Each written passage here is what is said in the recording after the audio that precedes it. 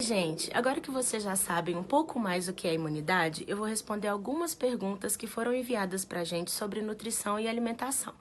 Lembrando que uma alimentação saudável não deve ser seguida somente durante a pandemia, e sim em toda a nossa vida, para que o nosso corpo responda melhor a qualquer intercorrência que venha a ter.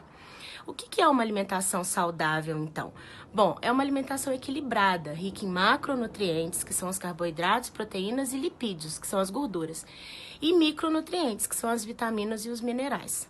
A gente aconselha fracionar essa refeição em pequenas porções, por exemplo, café da manhã, almoço, jantar e alguns lanches nos intervalos, de acordo com a necessidade de cada um. É muito importante esse fracionamento, primeiro para que os nutrientes sejam melhor absorvidos e também para que a gente evite uma compulsão alimentar numa próxima refeição.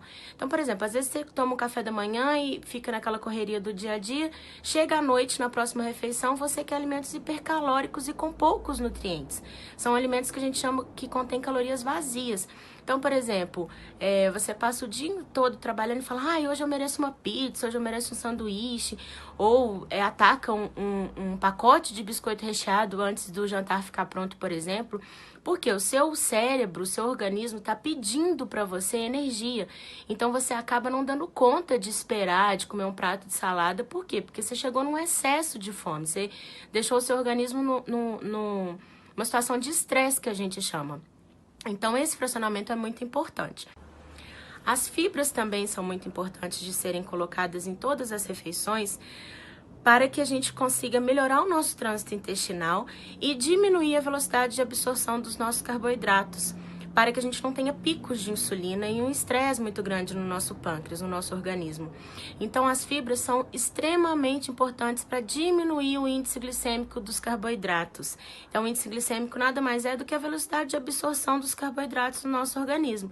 Então, entre um carboidrato simples, um pão branco, por exemplo, é melhor a gente comer um carboidrato complexo, um pão integral, por exemplo. E as frutas? Tem gente que fala que não posso comer todas as frutas, que fruta faz mal.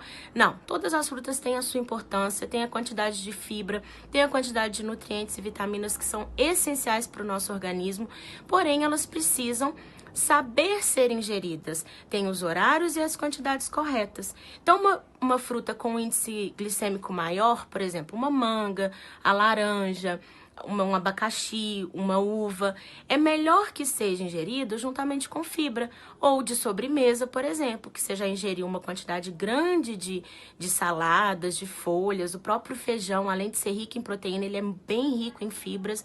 E aí, se você ingere aquela fruta de sobremesa, além de você estar contribuindo para melhorar a absorção de alguns nutrientes por causa das vitaminas daquela fruta, você está diminuindo o índice glicêmico dela. Então, não vai te causar prejuízo nenhum no organismo. As frutas que têm um índice glicêmico menor, ou seja, uma quantidade de fibra maior e de menor carboidrato, por exemplo, o morango, o kiwi, o maracujá, a maçã, a pera, a goiaba, elas podem ser consumidas tanto nos lanches, nos intervalos, quanto no café da manhã, por exemplo, que é uma refeição que a gente faz em jejum. Então, todas as frutas são importantes, sim, todas as frutas têm o seu papel fundamental no organismo, porém, deve ser consumida de acordo com as suas necessidades, e com as suas patologias pré-existentes, por exemplo, tá bom?